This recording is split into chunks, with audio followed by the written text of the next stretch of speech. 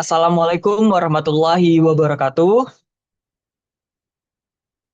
Oke, selamat pagi Bapak Ibu semua dan tentu saja pemateri kita Ibu Intan Priandini selaku Ketua Tim Kebijakan Direktorat Bina Pengantar Kerja yang akan menyampaikan topik di kesempatan kali ini yaitu pembinaan SDM. Baik Bapak Ibu, sebelum kita memulai supaya lebih semangat di pagi hari ini, izinkan saya berpantun ya supaya membangkitkan semangat kita semua ya. Bantu bilang cakep boleh ya Bapak Ibu ya dan Bu Intan ya. Oke. Oke, pergi ke pasar membeli gergaji. Cakep. Cakep. Tidak lupa membeli pepaya. Cakep. Saya ucapkan selamat pagi kepada seluruh peserta yang berbahagia. Oke.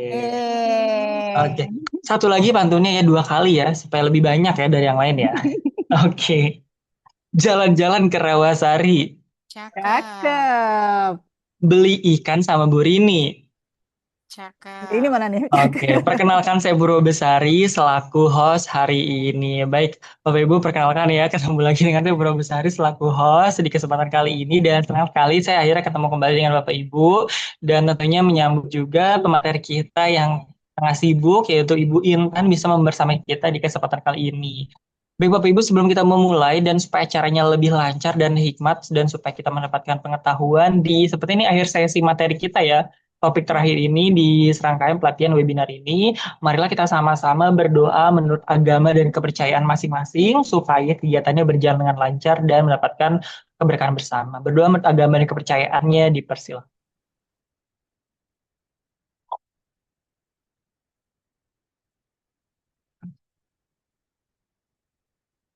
Oke.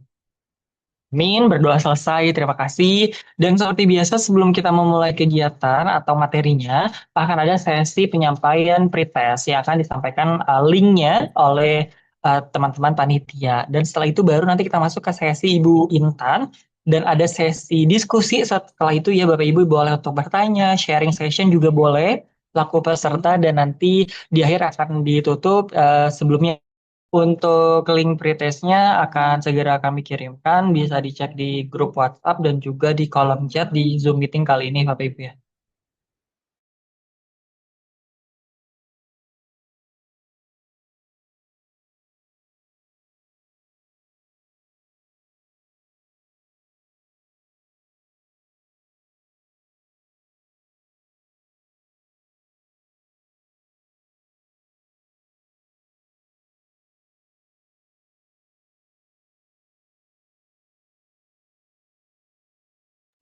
Oke, baik Bapak Ibu untuk link pretestnya sudah saya kirim di kolom chat. Bapak Ibu silakan cek.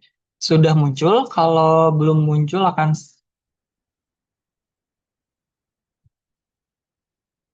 oke.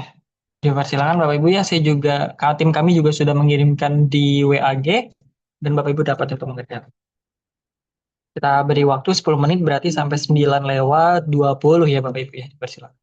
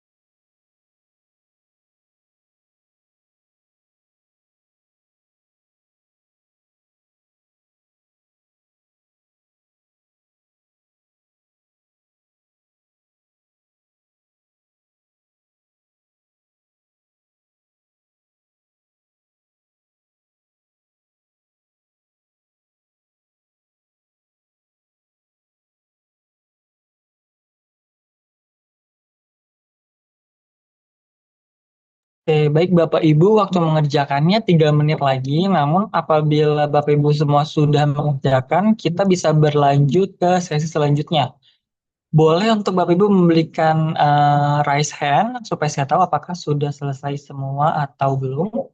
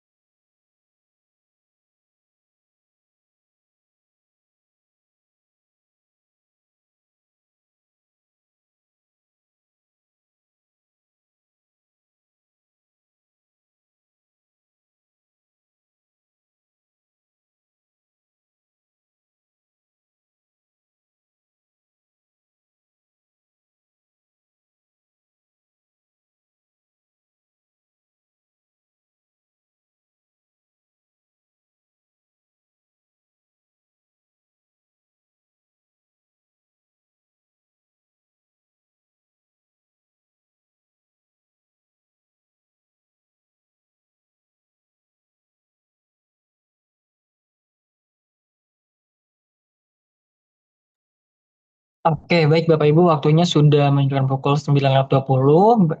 Untuk sesi pretanya sudah selesai dan Bapak Ibu yang tadi raise hand boleh untuk menurunkan lagi tangan virtualnya ya Bapak Ibu ya. Oke, selanjutnya kita akan masuk ke sesi inti yaitu penyampaian materi yang akan disampaikan oleh pemateri kita yaitu Ibu Intan Priyandini. Kepada Ibu Intan, apakah sudah siap Ibu untuk menyampaikan materinya? Baik, siap, Mas.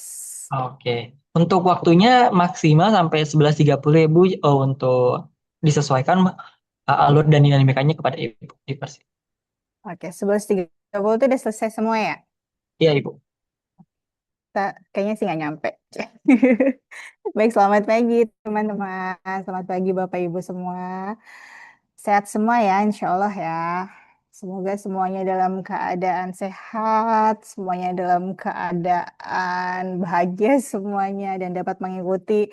Ini alhamdulillahnya berarti adalah rangkaian terakhir ya dari pelatihan Public Employment Service ya. Nah, ini sudah mungkin hampir 2 minggu ya, 2 minggu Bapak Ibu mengikuti 2 minggu apa malah 1 bulan nih, lama banget sih kayak kemarin soalnya kelihatan jadwalnya banyak yang diubah-ubah. Sudah mengikuti rangkaian pelatihan ini sudah cukup banyak yang disampaikan ya, apalagi dari mulai pengetahuan teknis, dari mulai bagaimana pembentukan kelembagaannya di PES sampai dengan apa sih yang ada di layanan-layanan yang ada di Public Employment Services seperti itu. Nah, hari ini kita akan sebenarnya juga Bapak Ibu sudah paham lah bahwa untuk SDM yang ada di Public Employment Service ini ada dua kan ya Bapak Ibu ya. Bapak Ibu mungkin sudah tahu kan, satunya adalah eh, pejabat fungsional pengantar kerja, satunya adalah petugas antar kerja seperti itu. Nah, untuk yang di Permen 18 kemarin juga mungkin sudah banyak dikupas. Di Permen 18 ini kita ada dua SDM penempatan kita sebut, pengantar kerja dan petugas antar kerja. Kalau pengantar kerja keberadaannya tentunya ada di bursa kerja pemerintah seperti itu. Sedangkan kalau yang petugas antar kerja keberadaannya ada di lembaga penempatan tenaga kerja swasta dan juga ada di bursa kerja khusus. Nah, bursa kerja khusus yang adanya di Satuan Pendidikan Tinggi dan Menengah ya. Kalau Bapak Ibu ini kan sebenarnya kemarin oleh Permen 18 itu kalau yang di Balai Pelatihan Vokasi dan Balai Perluasan itu diharapkan juga membuat bursa kerja gitu kan ya, bursa kerja khusus juga dan tetapi SDM-nya di situ kalau bisa adalah pejabat fungsional pengantar kerja. Tetapi di sini penting gitu, saya sampaikan bahwa SDM penempatan itu bukan hanya pengantar kerja gitu. Karena nanti petugas antar kerja juga kami harap itu akan menjadi mitra Bapak Ibu yang ada di eh, balai gitu kan dalam melakukan layanan penempatan seperti itu. Nah, ini juga saya agak challenge ya ketika eh, ingin melakukan pembinaan gitu. Kalau pembinaan dalam hal untuk pelaksanaan teknis kan kemarin harusnya Bapak Ibu sudah memahami layanan-layanannya apa saja sih gitu kan. Nah, kalau yang akan saya lakukan sekarang hanya bagaimana sih agar Bapak Ibu itu memahami terkait dengan pembinaan secara SDM-nya. Jadi kalau Bapak Ibu mau naik pangkat, mau naik jabatan itu seperti apa gitu. Nah, eh, tetapi di sini juga ada nih satu komponen kalau misalnya di pengantar pengantar kerja itu kan untuk apa ya namanya ya, dia itu berasal dari dua ASN kan, dia bisa dari pegawai negeri sipil dan dia juga bisa dari dari seperti itu. Nah, di Permen 18 sendiri, Bapak Ibu, sebagai acuan kita dalam melakukan layanan penempatan tenaga kerja dalam negeri, di situ kan disebutkan ya, kalau Bapak Ibu nanti bisa cek di pasal 19, di pasal 19 itu eh, menyebutkan terkait dengan pekerjaan-pekerjaan yang ada di layanan penempatan dalam negeri, apa saja. Dan SDM penempatan di situ juga dikuatkan bahwa yang melakukan layanan penempatan eh, itu adalah itu adalah pengantar kerja yang juga bisa berasal dari P3K. Ya, nanti teman-teman aku aja yang share screen, nggak apa-apa. Aku aja. Nah, itu. Ini aku baru ngasih konteks secara umum terkait sama SDM penempatan gitu ya. Jadi nanti jadi pengakuan, jadi jangan sampai ada pengakuan bahwa kok kalau misalnya pengantar kerja yang berasal dari P3K itu berbeda gitu dalam hal pelaksanaan tugasnya itu tidak ada perbedaan pelaksanaan tugas baik oleh pengantar kerja yang P3K maupun pengantar kerja yang dari PNS gitu dan itu sudah di state di peraturan nomor 18 ya Bapak Ibu di pasal 3 di situ disebutkan memang bahwa pengantar kerja memang P3K itu juga harus melakukan layanan penempatan.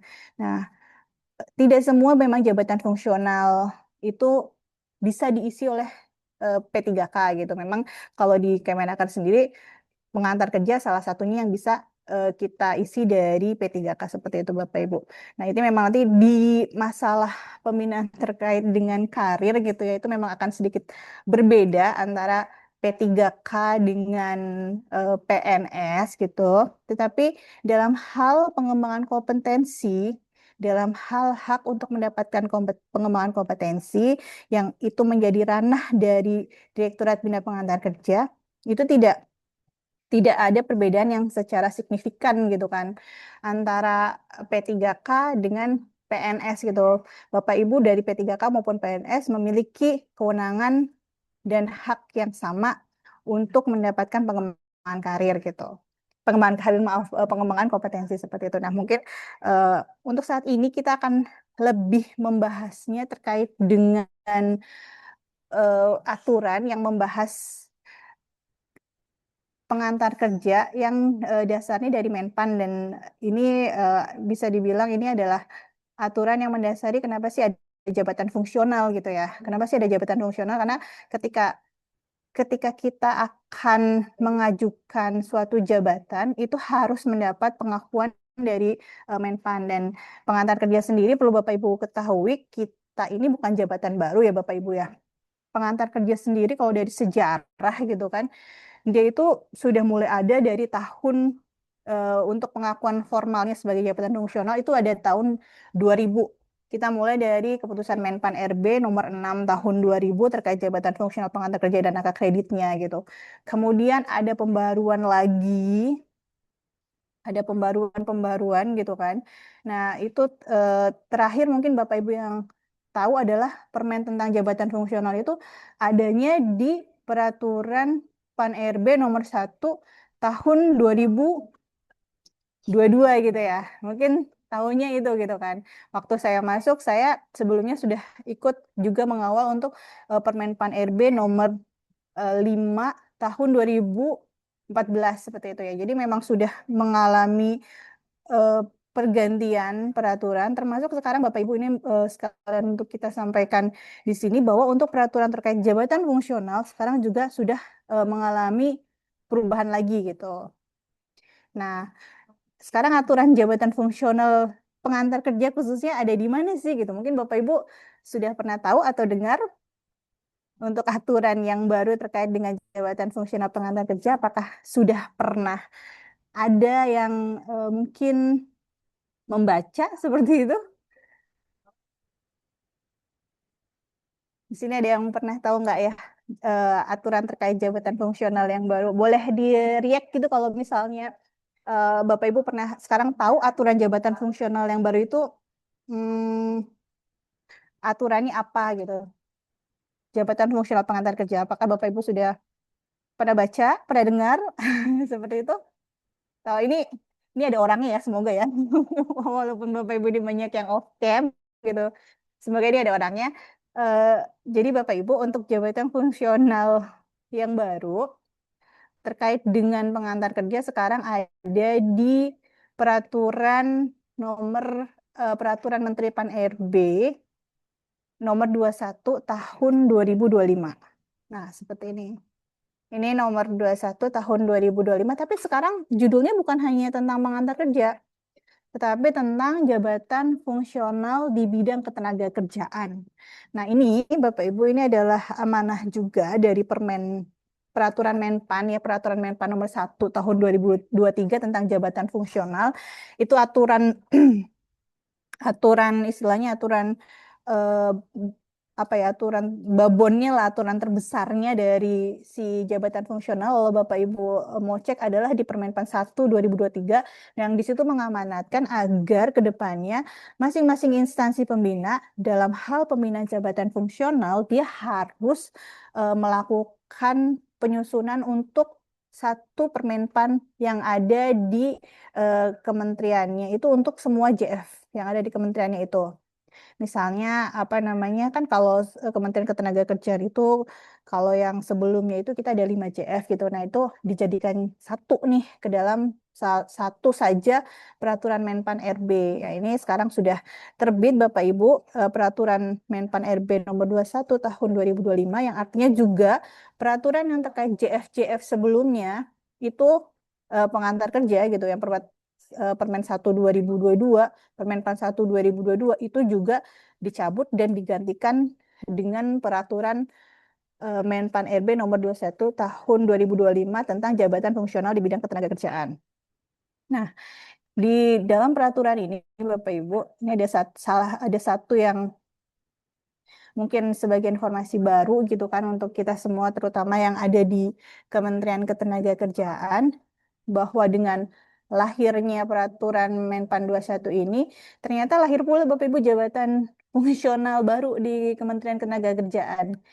Jadi semula jabatan fungsional di Kementerian Ketenagakerjaan ya yang tadinya itu cuman ada berapa? Ada 5 gitu kan ya. Ada 5 jabatan fungsional. Sekarang kita tambah satu Bapak Ibu. Kita ada satu jabatan fungsional yaitu analis ketenagakerjaan. Ya kan? Kalau sebelumnya kita ada instruktur yang kalau pembinaannya itu ada di Bina Lavotas gitu kan. Kemudian ada pengantar kerja yang pembinaannya ada di Ditjen Bina Penta dan PKK. Kemudian ada mediator yang pembinaannya ada di Ditjen PHI dan Jamsos, serta ada dua jabatan pengawas ketenagakerjaan dan penguji K3 itu eh, pembinanya di Ditjen Pengawasan. Satu lagi sekarang nih ada jabatan fungsional analis ketenagakerjaan yang ini pembinaannya ada di Barenbang Bapak Ibu. Nah, ini nanti tetapi ini adalah jabatan baru.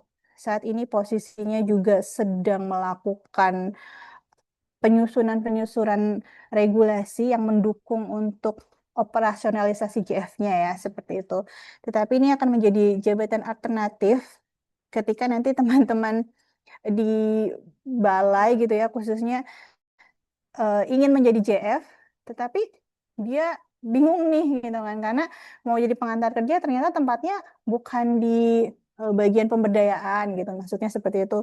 Nah, ini mungkin menjadi alternatif jabatan fungsional selain jabatan fungsional yang ada di kalau di balai kan pasti dua lah ya jabatan yang ada di situ kan, kalau nggak instruktur ya pengantar kerja gitu. Kalau jabatan yang ada yang dibina oleh Kemenaker ya. Nah, ini nanti mungkin menjadi alternatif juga kan kalau kita pembinanya sendiri gitu kan pasti akan lebih mudah dalam hal melakukan koordinasi terutama untuk kenaikan pangkat dan jabatan ya Bapak Ibu. Jadi ini sekarang ada jabatan baru untuk di Kementerian Ketenagakerjaan jadi 6 karena bertambah satu yaitu jabatan analis ketenagakerjaan. Nah, untuk kedudukan tanggung jawab klasifikasi rumpun dan kategori jabatan fungsional pengantar kerja tidak mengalami perubahan yang signifikan sebenarnya Bapak Ibu. Nah, untuk apa namanya untuk misalnya kalau kita tanya ruang lingkup kegiatannya pengantar kerja apa sih? Masih yaitu untuk melakukan layanan antar kerja. Yang layanan antar kerja sendiri seperti kita ketahui ya, kemarin Bapak Ibu sudah dibedah gitu kan, walaupun itu hanya salah satu kategori layanan gitu kan, karena layanan antar kerja itu kan terdiri dari 3 sistem ya, ada pelayanan penempatan tenaga kerja, ada perluasan kesempatan kerja, dan juga ada pengendalian penggunaan tenaga kerja asing. Nah, mungkin yang ada di program pelatihan PES ini hanya yang untuk pelayanan penempatan tenaga kerja, itu pun hanya untuk yang di dalam negeri ya, karena ya teman-teman di balai pun yang akan dilayani kan juga memang yang untuk dalam negeri ya, sedangkan untuk luar negeri mungkin tidak langsung ya, tidak langsung untuk bisa melakukan layanan untuk yang mau ke luar negeri seperti itu. Nah, kalau untuk kedudukan pengantar kerja, Bapak Ibu, nah kedudukan pengantar kerja itu adanya memang di instansi pemerintah. Nah, ini maksudnya tadi kalau kita lihat lagi Permen 18 ya, karena kan di sini eh, perlu di ini ya, perlu kita cermati bahwa kalau di instansi pemerintah yang melakukan layanan penempatan adalah pengantar kerja. Nah, di balai sendiri, baik perluasan maupun pelatihan vokasi, itu kan kita bisa bilang ini instansi pemerintah kan, gitu kan. Instansi pemerintah yang memang fokusnya adalah melakukan layanan penempatan di situ gitu. Nah, ini makanya di situ harus ada pengantar kerja sebagai pelaksana teknis fungsionalnya. Nah, kalau untuk pengantar kerja itu bertanggung jawabnya ke siapa sih gitu. Nah, kalau untuk fungsional Bapak Ibu, kita sebenarnya masih dalam koordinasi juga pejabat struktural. Bukan karena kita fungsional, terus kita maunya semuanya di bawah kepala balai gitu misalnya. Kita kan fungsional, garisnya harus lurus nih. Dari kepala balai ke langsung ke kita pemberian pekerjaannya seperti itu. Nah, untuk pembagian pekerjaan sendiri, Bapak Ibu, pengantar kerja ini masih memungkinkan untuk berada di bawah pejabat struktural lainnya. Kalau misalnya, kebetulan kalau kita di pusat ini sudah nggak ada ya. Maksudnya udah nggak ada pejabat administrator yang terkait penempatan gitu ya. Mau nggak mau kita langsung ke eselon 2 lah ataupun eselon 3 gitu ya kalau di balai balai pelatihan vokasi ya kalau nggak di balai besar gitu. Nah ini kalau di nanti ternyata misalnya di suatu instansi masih ada tuh pejabat administratornya gitu, masih ada kepala bidang gitu. Nah pengantar kerja masih memungkinkan untuk bisa ber berkontribusi melakukan layanan itu di bawah kendalinya dari pejabat administrator maupun bahkan pejabat pengawas. Walaupun pejabat pengawas keberadaannya sudah juga sangat sedikit ya di daerah juga. Nah, untuk pengantar kerja sendiri, klasifikasinya termasuk dalam rumpun ilmu sosial dan yang berkaitan gini ya. Ini lalu juga untuk kategorinya pejabat fungsional pengantar kerja, ini kategorinya ada di keahlian. Jadi Bapak Ibu kalau Bapak Ibu perlu tahu bahwa kalau kategori jabatan fungsional itu ada dua, ada keahlian dan juga ada keterampilan. Nah ini yang membedakan apa sih? Yang membedakan antara keahlian dan keterampilan gitu kan? Nah ini memang di aturan JF-nya itu pengantar kerja keahlian karena minimal masuk untuk menjadi orang pengantar kerja itu dia dilihat dari pendidikannya. Pendidikannya minimal adalah D4 atau S1 gitu. Nah, jadi ini di sini pengantar kerja saat ini bahkan dari tahun 2014 Bapak Ibu di Permenpan 5-nya kita tidak lagi bisa diduduki oleh pegawai yang berasal dari pendidikannya di bawah D4 ya, misalnya D3 gitu kan, ataupun SMA gitu. Oleh sebab itu ini yang menjadi perlu menjadi perhatian apabila ada yang ingin berpindah jabatan ke jabatan fungsional pengantar kerja dari pelaksana gitu, dia harus memiliki pendidikan minimal adalah S1 atau D4 atau mungkin karena ada kebijakan kebijakan reformasi birokrasi gitu kan, kemudian disetarakan kemarin disetarakan menjadi pengantar kerja misalnya sebelumnya beliau pejabat pengawas disetarakan menjadi pengantar kerja ahli muda gitu karena kan penyetaraan jabatan itu kan melihat dari dia melihat dari apa namanya melihat dari jabatan sebelumnya gitu kan kalau misalnya dia kemarin kepala seksi gitu kan disetarakan menjadi pengantar kerja ahli muda tetapi kok ternyata dia pendidikannya masih belum S1. Nah kan diberi waktu dari tahun 2021 ketika penyetaraan terakhir gitu kan nah dia harus menyesuaikan dengan pendidikannya agar tetap menjadi fungsional pengantar kerja seperti itu.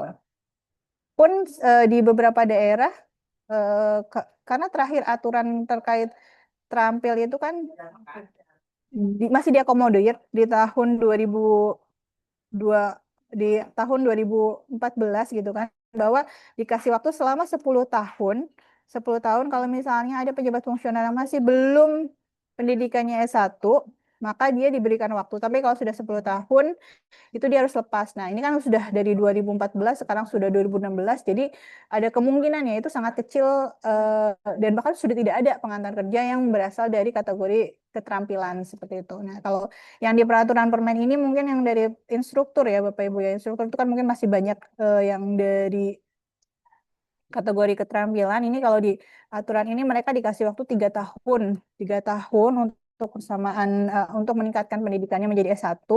Kalau tidak mereka harus lepas jabatannya gitu. Nah ini pindahnya kemana nih gitu? Karena kalau kita lihat semua jabatan fungsional di bidang ketenagakerjaan semuanya udah satu seperti itu. Mau tadi dari analis analis ketenagakerjaan gitu kan, pengantar kerja. Nah, instruktur hanya memberikan waktu 3 tahun, bahkan mereka udah nggak boleh merekrut lagi ya, kecuali memang sudah berada di jabatan tersebut gitu kan. Lalu mediator, lalu penguji K3, pengawas itu semuanya harus S1. Nah, mungkin nih, kalaupun mereka itu tidak mempertinggi pendidikannya ya harus pindah jabatan gitu kan dari jabatan fungsional di bidang ketenagakerjaan. Nah, ini Bapak Ibu, ini kalau ini adalah apa ya namanya ya? Ini adalah eh, level dari jabatan fungsional pengantar kerja dan juga jenjang pangkatnya. Nah, ini dalam kondisi ideal gitu kan. Kondisi ideal pengantar kerja itu kan ada tadi dari jabatan keahlian dia ada 4 jenjang. Pengantar kerja ahli pertama, muda, madya, dan utama. Nah, untuk pengantar kerja ahli pertama itu dia ada di jenjang pangkatnya itu di 3A dan 3B. Lalu pengantar kerja ahli muda 3C dan 3D. Pengantar kerja ahli madya 4A sampai 4C, sedangkan pengantar kerja ahli utama itu ada di 4D sampai 4E. Nah, ini apa ya namanya? Kalau kondisinya normal. Tapi nanti mungkin di lapangan Bapak Ibu akan melihat, lah, kok aku pengantar kerja ahli pertama tapi udah 3D gitu kan. Ini terjadi ya, apalagi kan kemarin kita ada mekanisme perpindahan jabatan ya, di mana perpindahan jabatan itu gitu kan memungkinkan sekali ada yang berbeda antara antara jabatan dan pangkatnya. Tapi itu nanti isu isu itu akan apa namanya ada pembahasan selanjutnya ya.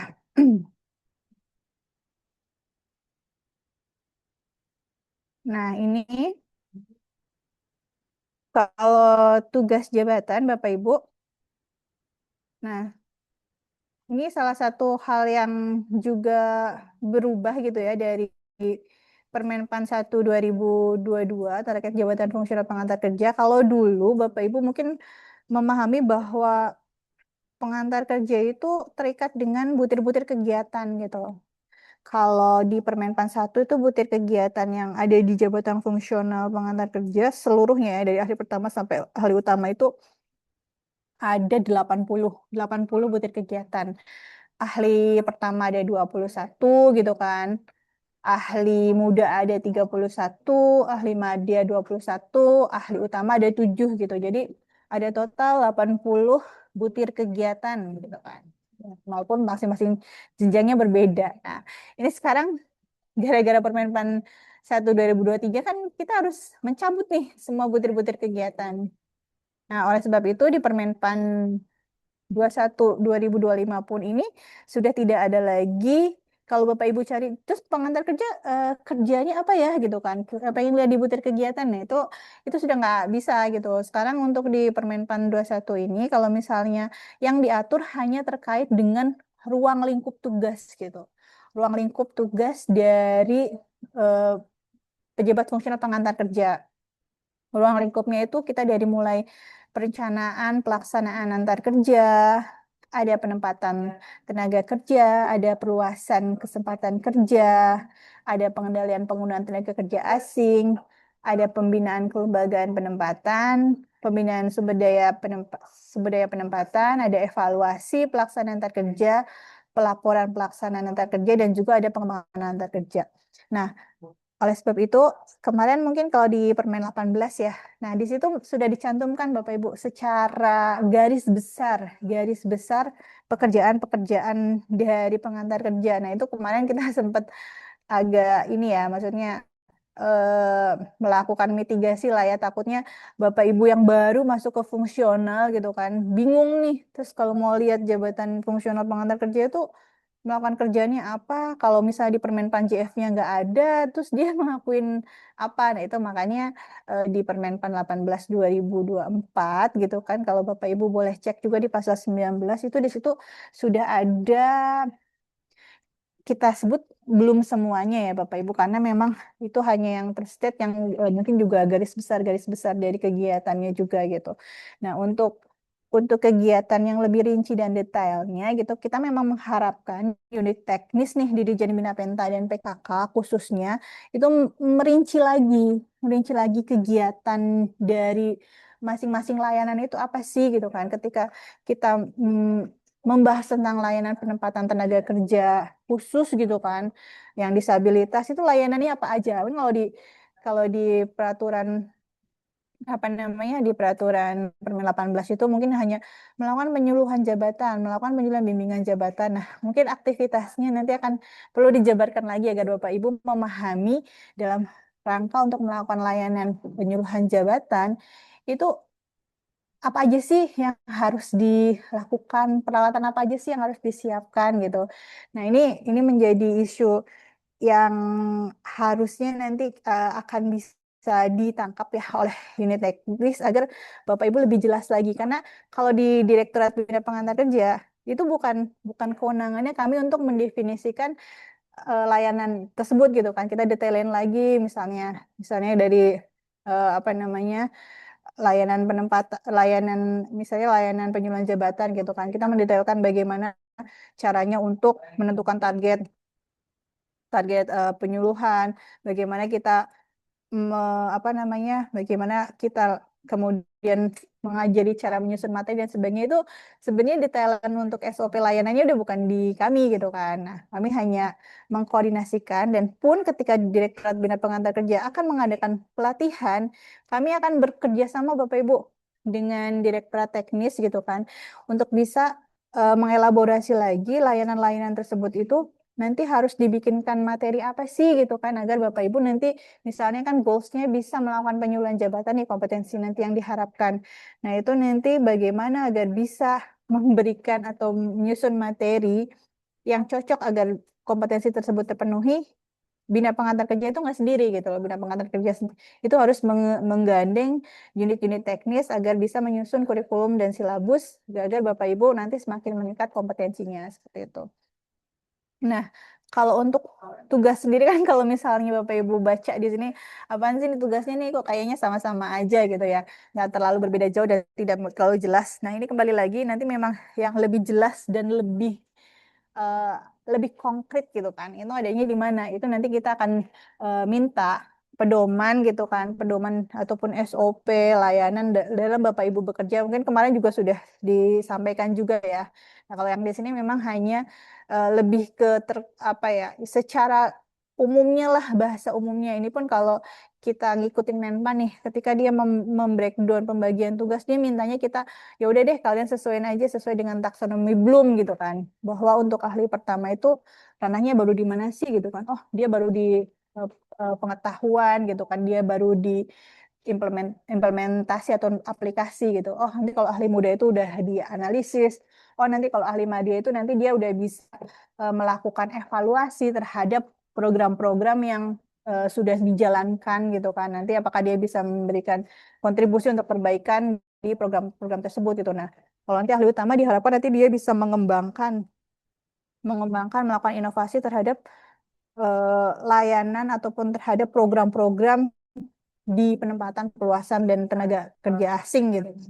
Nah, ini memang sifatnya lebih strategis gitu. Jadi, ini hanya pembagian secara umum gitu kan. Nanti kalau untuk kegiatan, balik lagi saya mengharapkan Bapak Ibu lebih berkoordinasi dengan unit teknis gitu. Kalau mau tanya terkait dengan perluasan gitu misalnya, oh berarti saya ke Direktorat Perluasan Kesempatan Kerja. Oh, kalau saya mau tanya tentang IPK nih, berarti saya coba ke teman-teman Pasker gitu kan. Jangan karena kadang kami kesannya Direktorat Bidang Pengantar Kerja itu semuanya tanya ke bidang pengantar kerja, itu kurang pas ya, karena kami juga akan mengarahkan Bapak Ibu ke unit yang memang bertanggung jawab menangani layanan tersebut. Nah, ini kalau di Permen 21 2025 Bapak Ibu, ini salah satu aspek penting ya terkait yang juga menjadi concern dari Bina Pengantar Kerja ya, ketika suatu unit kerja, di situ kita sebut dia sebagai instansi penggunanya pengantar kerja. Nah, kita nanti akan akan mendampingi unit tersebut. Nah, ini kalau ini kerjanya Bina Pengantar Kerja ya, Bapak Ibu ya.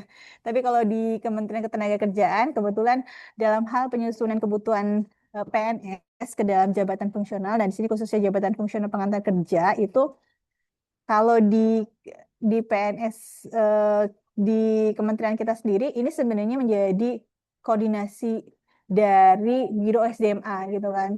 Jadi kalau Bapak Ibu mau cek formasi gitu kan. Ini kalau kebutuhan PNS itu mungkin Bapak Ibu lebih pahamnya ini formasi gitu kan.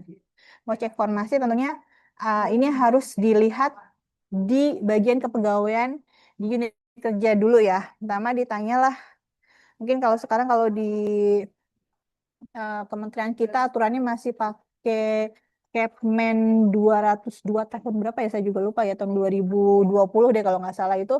Nanti bisa cek jabatan jabatan fungsional pengantar kerja di unit Bapak Ibu, kan nanti dia ada peta jabatan itu dia kebutuhannya masih butuh berapa seperti itu. Dan yang namanya kebutuhan jabatan Bapak Ibu ini sifatnya nggak statis ya, nggak statis. Jadi misalnya kalau ternyata saat ini di unit kerja Bapak Ibu tuh dirasa kok SDM-nya masih belum mencukupi. Nah, ini bisa diajukan. Ya, memang diajukannya juga kalau dalam konteks Kementerian Ketenagakerjaan ini memang bukan ke bidang pengantar kerja Bapak Ibu. Ini adalah diajukan ke bagian Biro SDMA gitu. Kalau kalau penanggung jawabnya sendiri adalah Mas Bowo gitu kan ya. Jadi kalau Bapak Ibu ingin menghitung kembali kebutuhan jabatan fungsional yang ada di unit kerja masing-masing gitu kan, di masing-masing balai. Dan kalau di tempat kita di kementerian ini tentunya kita harus berkoordinasinya dengan bagian kepegawaian. Nah, nanti bagian kepegawaian akan berkoordinasi dengan Biro SDMA. Nah, ini nanti akan ada aplikasi juga nih yang membantu menghitung, kalau nggak salah namanya Diajak gitu kan. Diajak nanti Bapak Ibu pengantar kerja perannya apa? Kalau administrasinya kan nanti bagian kepegawaian tuh dari mulai surat menyuratnya. Tapi kalau dari Bapak Ibu pengantar kerja mungkin membantu menghitung menghitung kebutuhannya atau menghitung analisis beban kerjanya gitu kan. Nah, dalam hal terkait dengan kebutuhan jabatan fungsional pengantar kerja ini, kalau untuk pengantar kerja itu pedoman penghitungannya ada di Permenaker 10 tahun 2023 Bapak Ibu. Jadi walaupun nanti misalnya kita koordinasi dengan Biro, tapi tetap dalam melakukan penghitungan untuk acuan pedomannya, kita menggunakan Permen 10 tahun 2023 gitu. Jadi nanti akan kita istilahnya akan melakukan penghitungan analisis beban kerja lah gitu kan. Analisis beban kerja untuk mengetahui kebutuhan di balai dalam rangka memenuhi ekspektasi pimpinan. Misalnya ditargetkan nih balai ada berapa ribu penempatan gitu kan. Nah, nanti itu di breakdown memang dan di breakdown kembali ke dalam em, apa ya namanya, pendekatan penghitungan ABK, dan pendekatan penghitungan ABK-nya pengantar kerja memang masih menggunakan pendekatan tugas per tugas gitu ya. Nah, itu nanti akan dilihat dalam suatu unit, misalnya ahli pertamanya butuh berapa, ahli mudanya butuh berapa, ahli madanya butuh berapa. Nah, ini juga sebagai informasi Bapak Ibu, kalau di Kemenaker sendiri kebijakannya adalah untuk di balai balai pelatihan vokasi produktivitas, balai besar gitu, maupun balai perluasan kesempatan kerja, itu nanti untuk level jabatan yang tadi kita udah lihat di awal, hanya sampai ahli madya. Jadi nanti kalau Bapak Ibu yang mau pindah gitu kan, untuk mengejar jenjang jabatan tertingginya tadi, kalau dari fungsional kan ahli utama ya, harus pindah ke direktorat teknis seperti itu. Nah, karena kalau kita tadi cermati cermati lagi gitu kan, memang untuk di balai balai pelatihan ini maupun balai perluasan ini kan sifatnya lebih teknis gitu kan, di mana dia lebih melakukan banyak layanan baik kepada pencari kerja maupun pemberi kerja. Jadi memang yang banyak di situ khususnya adalah untuk ahli pertama, ahli muda gitu. Nah, untuk yang tadi ahli ahli madya gitu kan, ada pun nanti nggak akan terlalu banyak. Nah, nanti tapi balik lagi ya, ketika Bapak Ibu pengen misalnya menambah jumlah setiap jabatannya, tentunya dibuktikan tadi dengan penghitungan analisis beban kerjanya. Dibuka lagi tuh Permen 10-nya. Lalu kemudian dibuka lagi apa namanya, aplikasi Diajaknya. Bagaimana sih cara menghitung kebutuhan jabatan fungsional gitu. Nah, nanti kalau misalnya, oh ya sudahlah, berarti ternyata mentok nih cuma sampai ahli madya. Sedangkan saya pengen banget nih jadi ahli utama. Karena kan beda ya, ahli pertama, pertama bedanya bedanya apa? Kalau masing-masing level jabatan itu kan tentunya bedanya di pendapatan gitu kan. Bedanya di kesejahteraan. Dimana kalau misalnya tadi ahli ahli pertama itu untuk tunjangan kinerjanya dia ada di grade 8. Ahli muda dia ada di grade 10 gitu kan. Untuk masa pensiun ahli pertama ahli muda dia di 58. Nah, nanti kalau misalnya Bapak Ibu naik ke ahli madya, dia akan naik nih tunjangan jabatannya, tunjangan kinerjanya juga naik signifikan. Dia jadi di grade 12 gitu kan. Nanti masa pensiunnya juga naik nih dari yang tadinya 58 jadi 60. Nah, kalau utama itu lebih naik lagi. Tunjangan jabatannya naik jadi 14, tunjangan kinerjanya naik jadi 14, tunjangan jabatannya juga naik ya jadi 2 juta something gitu kan. Lalu masa pensiun juga naik lagi nih jadi 65 gitu kan. Nanti mungkin kalau yang ekspektasinya mau pensiun sampai 65 gitu kan berarti harus pindah dari balai ke direktorat ya Bapak Ibu.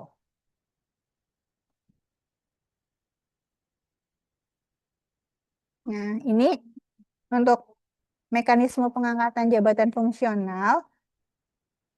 Ini untuk mekanisme umum ya, tapi sebentar.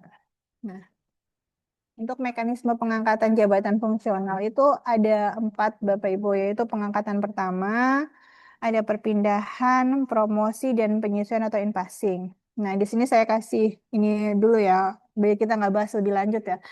Kalau untuk jabatan fungsional pengantar kerja dan 4 jabatan yang lain, instruktur, mediator, penguji, dan pengawas, itu kita cuman bisa di 1, 2, 3. Pengangkatan pertama, perpindahan, dan promosi. Sedangkan untuk yang penyesuaian atau in-passing, itu hanya khusus untuk yang analis ketenagakerjaan gitu. Kita yang jabatan fungsional lama sudah tidak boleh menggunakan mekanisme in-passing ya, kecuali nanti ada aturan lagi dari Menpan in-passing bersama lagi gitu, seperti yang kita alami di tahun 2018 sampai di tahun 2021 ya itu. Kan kita masih ada in-passing ya. Nah, kalau sekarang udah nggak boleh, 2020 kalau nggak salah malah ya. Sekarang udah nggak boleh ya Bapak Ibu ya. Sekarang udah nggak boleh untuk pengantar kerja dari jalur in-passing. Jadi untuk menjadi jabatan fungsional pengantar kerja, yang satu mekanisme dari pengangkatan pertama. Nah, pengangkatan pertamanya ada 2 nih. Ya, tadi dari CPNS sama dari P3K. Itu kita sebut sebagai pengangkatan pertama. Jadi ketika dia mau masuk ke jabatan fungsional, itu dia bisa melalui CPNS maupun dari P3K dan dia bisa dari jenjang pertama ataupun muda, kembali lagi sesuai dengan kebutuhan dari instansinya ini. Ketika biro jadi jabatan pertama apa untuk pangkatan pertama itu bisa loh langsung menjadi ahli muda gitu kan. Nah, ini tapi balik lagi nih, apakah kepegawaian kita memang membuka formasi untuk tersebut gitu. Tapi kalau yang sekarang rata-rata kita alami kan untuk jabatan fungsional itu semuanya rata-rata menjadi pertama ya, karena memang kebutuhan untuk permintaan pendidikannya dia mungkin dari S1 gitu. Kalau untuk ahli muda kan dia kalau mau langsung jadi ahli muda nanti pendidikannya dimintanya langsung dari S3 seperti itu. Baik P3K juga seperti itu. Nah, untuk sekarang untuk CPNS maupun P3K memang hanya untuk lowongan jenjang jabatan ahli pertama. Lalu kemudian ada mekanisme pengangkatan ke dalam jabatan fungsional pengantar kerja itu dia menggunakan mekanisme perpindahan. Nah, perpindahan itu juga ada 2. Perpindahan itu perpindahan antar jabatan ataupun antar jabatan fungsional gitu kan. Nah, kalau perpindahan jabatan itu dari pejabat struktural atau pejabat administrasi ya yang kita kenal dulu dan juga pimpinan tinggi. Jadi dari kepala balai gitu kan, balai besar itu JPT kan, maupun dari pejabat administrator atau kepala balainya gitu kan, itu berpindah menjadi jabatan fungsional. Nanti tuh kalau misalnya kalau dari administrator itu dia langsung ke ahli madya gitu Ibu. Nah, kalau JPT itu sebenarnya bisa langsung ke ahli utama ya. Cuman sekarang kayaknya agak susah nih. Karena kemarin aja kita banyak kasus ya JPT pindahnya kok ke ahli media. Karena memang untuk meminta formasi ahli media walaupun secara dokumen penetapan menpannya sudah ada, itu ada mekanisme tambahan. Kita minta persetujuan presiden lagi apakah kita diizinkan untuk menambah ahli utama atau tidak seperti itu.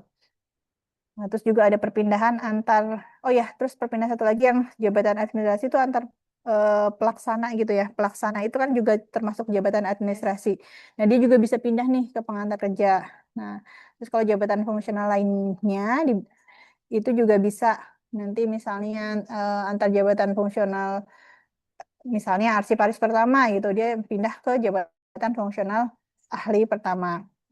Nah, untuk mekanisme yang ketiga, yang promosi, ini ada dua mekanisme ini Bapak Ibu, yaitu promosi yang seperti perpindahan jabatan, tapi sifatnya diagonal. Jadi dia loncat, misalnya dia dari pelaksana, terus dia jadi ahli. Kan harusnya kalau pelaksana di Permenpan 1 2023 maupun di Kepjen di Permen 7 2002, Permenaker 7 2023 maupun Kepjen terkait uji kom ya di tahun 2026 itu menyatakan kalau misalnya pelaksana ya ke ahli pertama gitu loh. Nah, ini kalau promosi dia bisa loncat dari pelaksana ke ahli muda gitu. Atau dari pejabat administrator gitu, misalnya dari kepala balai, dia langsung yang harusnya ke ahli madya, dia langsung ke ahli utama seperti itu. Itu promosi yang perpindahan jabatan diagonal. Nah, sekarang ada lagi promosi yang kenaikan jabatan. Dari jabatan ahli pertama ke ahli muda, muda ke ahli madya, madya ke utama. Itu juga kita sebut sebagai eh, mekanisme promosi. Kalau yang in passing ya ini disesuaikan ya. Lebih enak lagi nih pangkatnya. Misalnya pangkatnya Bapak Ibu, kalau di perpindahan tadi kan kita ngelihatnya dari jabatannya. Misalnya kalau pelaksana berarti ke pertama, kalau pengawas ke muda, administrator ke madya gitu. Nah, kalau in passing ini lihatnya dari pangkatnya. Kalau pangkatnya sudah 4A, ya dia bisa langsung ke madya gitu. Nah, kalau perpindahan nggak bisa. Kalau dia pangkatnya 4A, tapi dia masih pelaksana, ya dia tetap ke pertama. Nah, ini sudah saya tadi bahas terkait dengan pengantar kerja tadi, pengangkatan pertama ahli pertama itu ini ini konteksnya adalah pengangkatan pertama ya Bapak Ibu ya. Dalam arti kita mau merekrut merekrut SDM gitu kan, tenaga kerja, kita mau jadikan fungsional. Kalau pengangkatan pertama baik P3K maupun CPNS ini bisa ada langsung ke ahli pertama maupun ke ahli muda. Tapi yang membedakan adalah kalau mau langsung ke ahli muda, dia harus ijazahnya adalah S3. Nah, ini juga kalau di jabatan fungsional kita, ini kayaknya belum relevan dilakukan ya. Tapi kalau mungkin jabatan fungsional yang lain, kayak peneliti gitu, ini sudah ada. Tapi kalau jabatan fungsional di bidang ketenaga kerjaan, sepertinya masih menggunakan mekanisme yang pendidikan paling rendahnya adalah satu, seperti itu.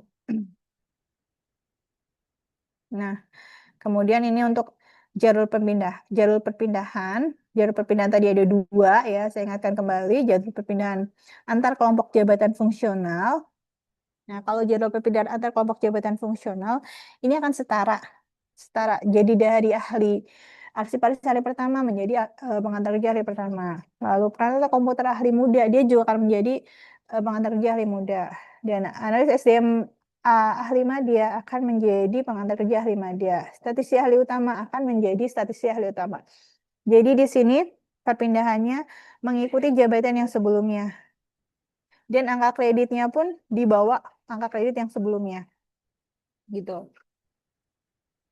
Jadi nanti kalau akan berpindah jabatan di sini juga ada strategi khususnya ya, gimana jangan sampai angka kreditnya eh, ketika di jabatan awalnya apa untuk diperhitungkan ketika kita mau berpindah jabatan ke jabatan lain. Ataupun nanti kalau teman-teman pengantar kerja gitu kan, misalnya mau pindah jabatan gitu kan, mau ada yang ke instruktur kah, atau ada yang mau ke nanti analis analis ketenaga kerjaan, gini ya mekanismenya sama, tetapi nanti mungkin ketika akan berpindah jabatan harus angka kreditnya dihitung lagi sampai benar-benar masa masa menduduki jabatan lamanya itu terakhir itu sampai kapan gitu, jangan sampai dirugikan.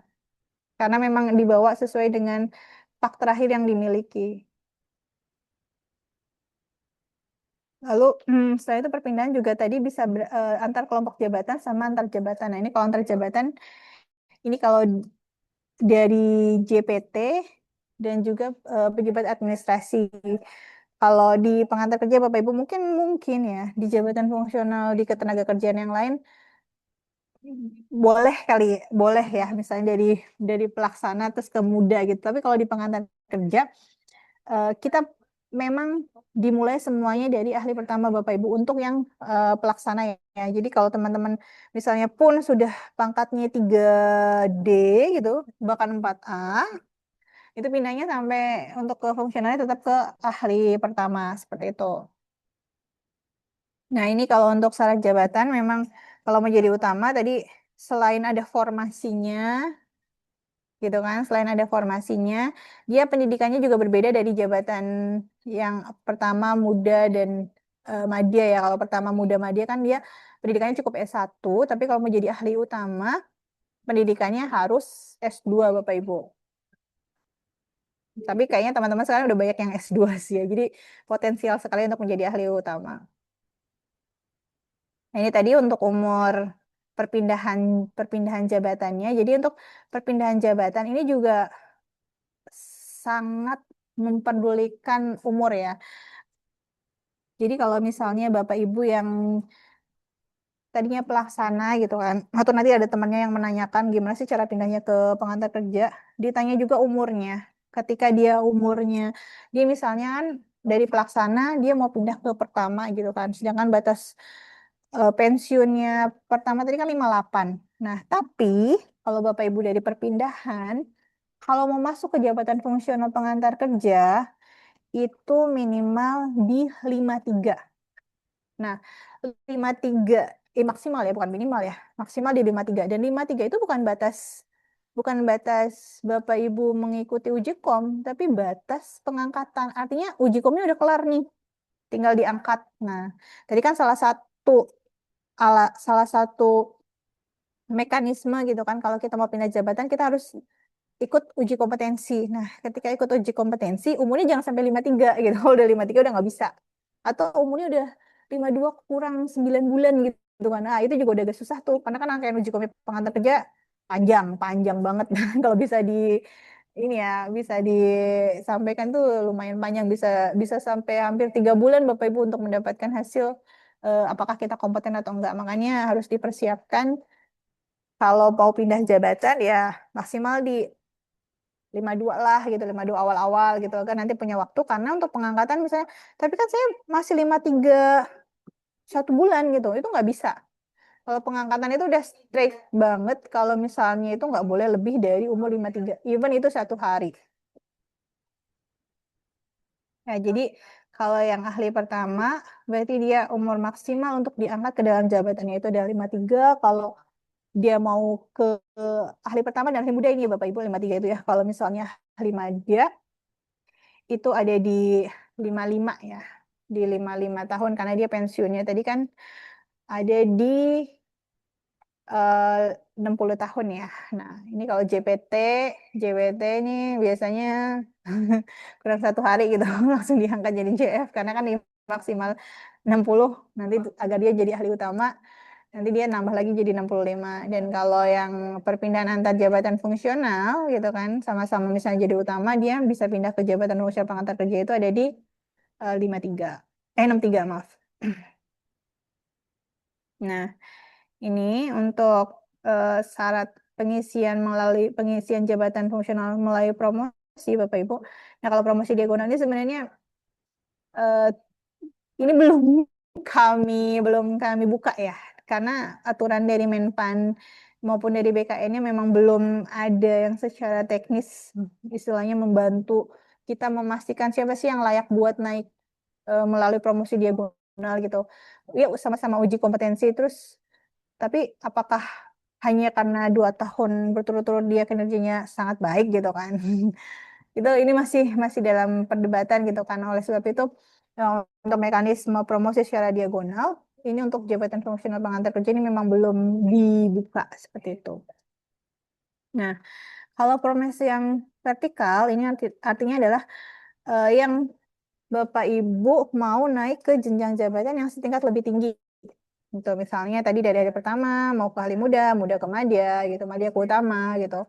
Nah, ini ini sudah ada dan ini memang harus melalui uji kompetensi ya Bapak Ibu.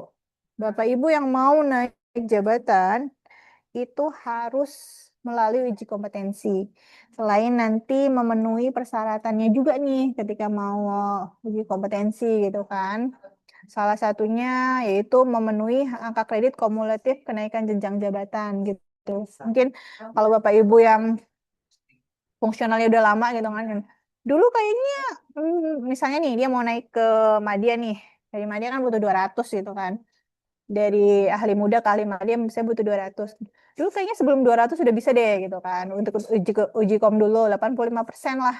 85% dari kebutuhan angka kredit kenaikan jenjang itu sudah bisa nih gitu. Nah, tapi Bapak Ibu saat ini gitu kan dengan adanya Permen 1 2023 terus juga diatur lagi di Permen 21 ini untuk kenaikan angka kredit nilainya harus tercukupi full gitu.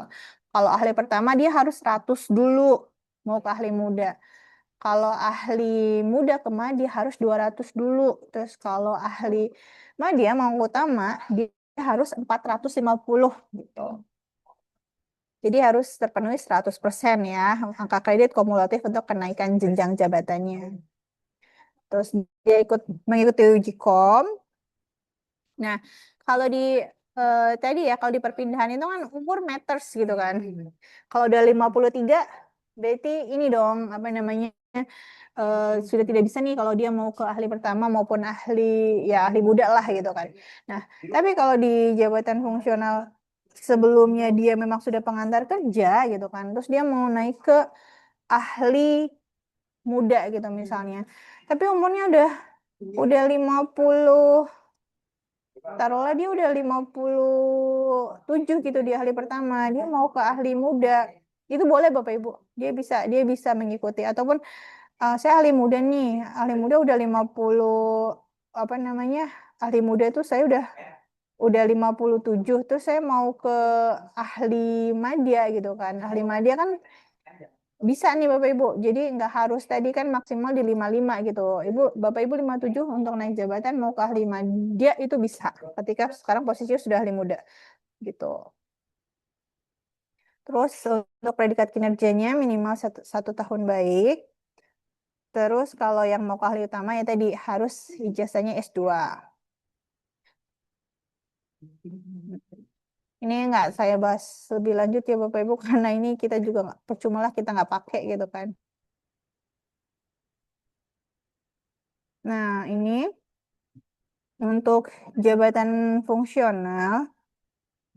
Untuk jabatan fungsional ini masih mengenal istilah pemberhentian ya. Jadi istilah pemberhentian dan pengangkatan kembali itu masih ada di jabatan fungsional era Permenpan 1 2023 gitu kan. Mungkin karena kan sempat ada isu bahwa teman-teman sempat tanya emang kalau itu ada nggak sih pengangkatan kembali gitu kan? Karena ada pemberhentian yang memang masih bisa diangkat kembali gitu kan. Jadi ada enam pemberhentian yang dari jabatan fungsional, tetapi ada yang masih bisa diangkat kembali dan ada yang tidak bisa diangkat kembali gitu. Nah, enam pemerintahan itu ada yang mengundurkan diri dari jabatan, ada tidak memenuhi persyaratan jabatan fungsional, lalu diberhentikan sementara ya sebagai PNS ataupun menjalani cuti di luar tanggungan negara atau menjalani tugas belajar terus ditugaskan secara penuh pada jabatan yang lain. Nah, dari enam ini hanya empat Bapak Ibu yang bisa diangkat kembali. Nah, ini sih kalau yang tidak memenuhi persyaratan jabatan ya sekarang agak susah ya karena sekarang kan angka kredit juga gampang gitu. Kalau dulu kan biasanya kan yang mentoknya di angka kredit karena 5 tahun berturut-turut nggak memenuhi angka kredit untuk kenaikan pangkat maupun jabatan langsung berhentikan gitu. Kalau sekarang ini relevan sangat mudah lah ya. Kalau kecuali yang pendidikan tadi, kalau pendidikan pun sekarang kan sudah masuk sudah S1 gitu ya. Jadi untuk yang tidak bisa diangkat lagi mungkin mengundurkan diri gitu kan ya. Lalu kemudian yang bisa diangkat kembali melalui pengangkatan kembali itu ada diberhentikan sementara sebagai PNS, terus menjalani cuti di luar tanggungan negara, menjalani tugas belajar lebih dari 6 bulan, ditugaskan secara penuh pada jabatan pimpinan tinggi, jabatan administrator, jabatan pengawas maupun jabatan pelaksana. Nah, kalau pengangkatan kembali adalah diangkat sesuai dengan jenjang yang ditinggalkan gitu. Terus angka kreditnya juga sesuai dengan angka kredit yang kemarin ditinggal, tetapi dapat ditambah dengan penilaian kinerja selama dia diberhentikan seperti itu. Nah, terus misalnya kalau apa yang sudah lama meninggalkan jabatan fungsional gitu kan. Misalnya sekarang ahli muda. Nah, terus dia mau jadi ke ahli madya, tapi angka kreditnya dengan dihitung dari angka kredit terakhir ditambah dengan penilaian kinerja selama diberhentikan, dia sudah cukup nih mau naik ke ahli madya gitu. Nah, tetapi harus tetap ya Bapak Ibu, dia harus stay dulu di jabatan ahli mudanya 1 tahun gitu kan. Nah, agar dia nanti bisa diangkat kembali ke apa maksudnya agar dia bisa mengikuti uji kompetensi dan kemudian dia diangkat menjadi ahli madya itu butuh waktu 1 tahun di jabatan pengangkat selama dia di jabatan dikembalikan ke jabatan awalnya. Nah, tapi syaratnya tetap ya kalau mau kenaikan jabatan dilihat ada formasinya atau tidak. Nah, kalau untuk pengelolaan kinerja pengantar kerja, nah ini untuk saat ini kan tadi udah nggak ada butir kegiatan gitu kan. Jadi ya memang Bapak Ibu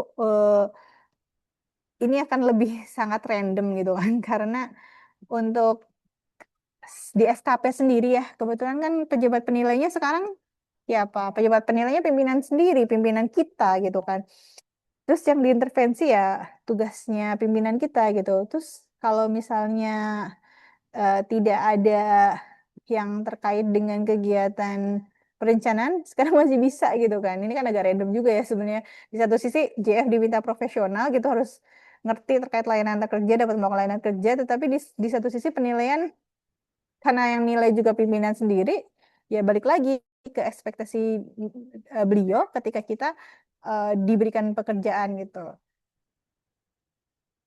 Nah, nanti dalam hal untuk pengelolaan kinerja kan ya pengantar kerja sama dengan pegawai yang lainnya ya, kita wajib membuat sasaran kinerja pegawai gitu. Nah, nanti dari sasaran kinerja pegawai kalau jabatan administrasi gitu kan mereka nggak harus mengkonversikan angka kredit. Nah, kalau kita harus mengkonversikan tadi dari SKP kita dapat predikat apa sih gitu. Nah, dari predikat kinerja itu kemudian yang kita konversikan menjadi angka kredit.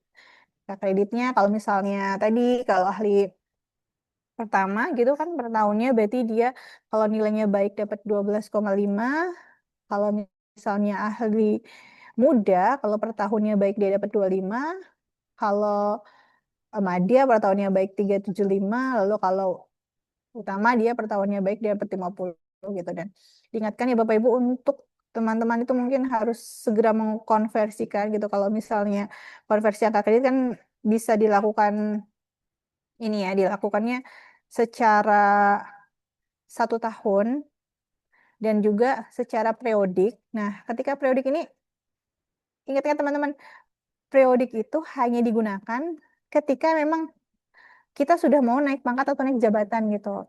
Jangan sampai ini karena sekarang kita ada setiap bulan ada SKP gitu kan. Setiap bulan kita ada SKP nih, setiap bulan kita dapat SKP nih, terus kita konversiin terus setiap bulan predikat kinerjanya. Kita konversiin jadi kita ada 12 kali konversi predikat kinerja itu nggak kayak gitu. Nah, predikat kinerja itu hanya cukup dikonversikan 1 kali kalau dalam kondisi kita memang tidak mau naik pangkat naik jabatan. Nah, tetapi kalau misalnya kita mau naik pangkat, oh ini kayaknya di bulan Mei 2026 nilai aku udah cukup nih buat naik pangkat misalnya ke 3D gitu nilainya dapat 100. Nah, ini kan yang tadinya harusnya dari Januari sampai Desember gitu kan 2026 itu bisa melakukan penilaian periodik dari Januari sampai dengan Mei seperti itu. Nah, selanjutnya tinggal setelah dia dinaikkan pangkat gitu dia bikin lagi nih periodik satu lagi nanti kalau di akhir tahun ya ataupun di awal 2007 dia bikin lagi lanjutannya dari bulan Juni sampai Desember 2026 seperti itu ya. Nah, ingat pejabat penilai adalah pimpinannya masing-masing gitu. Mungkin kalau di sini Bapak Ibu SKP-nya yang tanda tangan pejabat penilai adalah kepala balai, berarti nanti pejabat penilainya juga adalah kepala balai. Dan untuk kerapihan gitu kan harapannya kalau yang menandatangani SKP, menandatangani predikat kinerja gitu kan, predikat kinerja yang terakhir gitu, itu juga yang akan menjadi pejabat yang melakukan konversi angka kredit gitu Bapak Ibu. Makanya harapan kami gitu kan setiap mendapatkan predikat kinerja kalau bisa langsung segera untuk dikonversikan gitu ya. Nah, ini kalau untuk sekarang, nilai angka kredit itu hanya berasal dari SKP atau predikat kinerja dan juga dari pendidikan formal atau penugasan ketika Bapak Ibu ditempatkan di daerah terpencil, berbahaya, rawan konflik atau tertinggal, terdepan, terluar gitu. Ini sering menjadi pertanyaan nih kalau pendidikan formal ya. Kalau pendidikan formal kan berarti pendidikan yang eh, kita dapatkan gitu kan. Misalnya kita kuliah lagi gitu Bapak Ibu. Nah, tapi misalnya ya, kalau misalnya Bapak Ibu sudah S2 gitu kan. Terus iseng gitu kan, ah saya mau S2 lagi nih gitu kan. Nah, itu nggak bisa diklaim. Nah, kalau sudah S2, kalau mau tambah angka kali 25% ini, Bapak Ibu harus meningkatkan pendidikannya gitu. Jadi harus ke S3 gitu. Tapi kalau misalnya sudah S2, atau mau ke S2 lagi, itu nggak bisa diklaim. Nah, kalau dapat penugasan ini daerah terluar gitu kan, terpencil, berbahaya ini juga bisa mengajukan untuk, tapi ini hanya sekali ya sifatnya ya. Sifatnya dalam dalam rangka kebutuhan naik pangkat, naik jabatan gitu kan. Hmm, dalam rangka kebutuhan naik naik pangkat ini sih naik pangkat ya, naik pangkat saja satu kali misalnya dari 3C ke 3D ya cuma diklaimnya sekali gitu kan. Nanti dari 3D ke 4A klaimnya juga sekali gitu. Enggak setiap periode ngeklaim. Jadi dia ngeklaim dua antara konversi predikat kinerja sama penugasan di daerah terpencil berbahaya ini enggak ya Bapak Ibu ya. Jadi sekali ketika dia mau naik pangkat diklaim sekali lalu yang tiga nilai lain atau dua nilai lainnya ya kalau kalau dapat ini kan berarti kan sudah dapat privilege lebih cepat 1 tahun gitu kan dan dua nilai dan tiga nilai lainnya itu dari konversi predikat kinerjanya sama juga sama ini ya Bapak Ibu ya kalau angka kredit kenaikan karena pendidikan formal juga cuma satu kali. Jadi ini harus bijak nih kalau memang nilainya saya punya strategi gitu loh. Oh ini saya punya S2 nih. Terus tapi nilai saya sudah cukup dari predikat kinerja nih kalau buat naik pangkat. Ayo udah deh nanti konversinya nanti aja kalau sudah karena nggak ada batas waktu untuk melakukan konversi ini. Nanti kalau sudah naik pangkat yang lebih tinggi, baru saya nih konversiin lagi untuk menambah untuk kenaikan ke pangkat yang berikutnya. Nah, untuk pengembangan kompetensi pengantar kerja sendiri, Bapak Ibu, memang menjadi tugas dan tanggung jawab dari Direktorat Bina Pengantar Kerja. Tetapi Bapak Ibu dimungkinkan seluas-luasnya juga untuk mengikuti pengembangan kompetensi yang diselenggarakan oleh instansi dan unit lain ya. Jadi tidak hanya berharap pengembangan kompetensi dari Direktorat Bina Pengantar Kerja saja gitu kan. Dan kompetensi yang dikembangkan ya bisa dari mulai kompetensi teknis yang terkait dengan layanan penempatan, perluasan, dan juga pengendalian TKA, dan juga bisa manajerial serta sosiokultural. Untuk kenaikan pangkat, nah ini untuk kenaikan pangkat yang pertama di sini yang harus kita ketahui, kenaikan pangkat itu tadi. Jadi kenaikan pangkat tetap harus mempertimbangkan angka kredit. Jadi kalau misalnya tadi kenaikan pangkat antar jabatan kan butuhnya dari ahli pertama ke muda kan 200 ya Bapak Ibu. Nah, 200 itu kalau dari pangkat 3C ke 3D 100, 3D ke 4A juga 100 gitu. Jadi untuk kenaikan pangkatnya 100, 100, 100. Kalau di ahli pertama dari 3A ke 3B dia butuh 50, 3B ke 3C dia butuh 50. Jadi nanti ketika dari pertama mau naik ke ahli muda, dia butuh 100. Sama aja kan ketika dia mau naik ahli muda 3C, berarti dia butuh 100 lah seperti itu. Nah, kalau untuk yang ahli madya, dia butuhnya kenaikan pangkatnya per jenjangnya dari 4A, 4B, 150, 4B, 4C, 150. Nah, 4C ke 4D 150. Jadi kalau dari 4A ke 4 ke 4B itu 150. Nanti ketika mau ke 4C gitu kan, dia butuh 450 4 300 gitu Bu. Dari 4 nggak keder nih kalau kenaikan pangkat nih.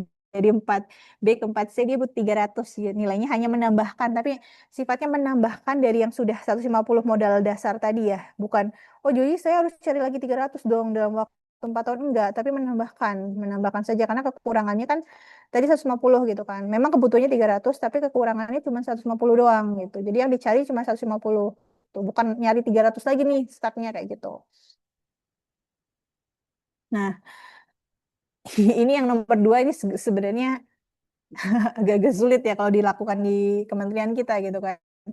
Pengantar kerja yang telah memenuhi angka kredit kumulatif untuk kenaikan pangkat bersamaan dengan kenaikan jenjang, namun belum tersedia lowongan, kebutuhan jabatan pada jenjang jabatan yang akan diduduki untuk kenaikan pangkat dapat diberikan kenaikan pangkat satu tingkat yang lebih tinggi. Ini misalnya gini nih, kalau di unit Bapak Ibu nih misalnya nih, untuk jenjang ahli mudanya sudah penuh nih, sudah penuh gitu kan. Sedangkan eh, Ibu atau Bapak nilainya sudah cukup mau naik ke ahli muda ataupun sudah cukup untuk ahli muda kan berarti sudah cukup juga untuk nilai tadi ke 3C gitu kan. Nah, ini kalau secara regulasi ini dimungkinkan untuk bisa naik pangkat dulu nih, jadi ke 3C dulu. Nah, tapi kan tadi kalau mau kenaikan jabatan gitu kan ataupun kenaikan pangkat tapi belum sedia jabatan ini tetap harus Bapak Ibu mengikuti uji kompetensi.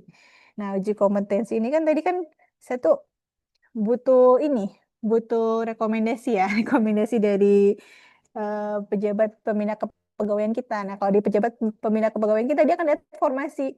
Kalau formasinya nggak ada, ya Bapak Ibu nggak akan direkom buat untuk uji kom. Nah, ini yang agak-agak menjadi ini apa namanya hal yang perlu di ini juga ya kita sampaikan juga ke Biro SDMA karena secara aturan ini bisa kok gitu loh ini bisa kok gitu loh tapi secara rekomendasi Biro SDMA biasanya tidak akan merekomendasi ketika jabatan di tempat Bapak Ibu itu sudah penuh gitu kan ketika akan diduduki tadi yang ahli muda pun di di di aturan terkait uji komnya pun akan dicek lagi nih ada rekomendasi, ada formasi atau enggak gitu. Nah, ini memang itu yang membuat kadang-kadang teman-teman yang mau naik pangkat duluan terhambat karena masih belum bisa mengikuti proses uji kom karena terhambat tadi di rekomendasi maupun formasi yang disyaratkan untuk mengikuti uji kompetensi.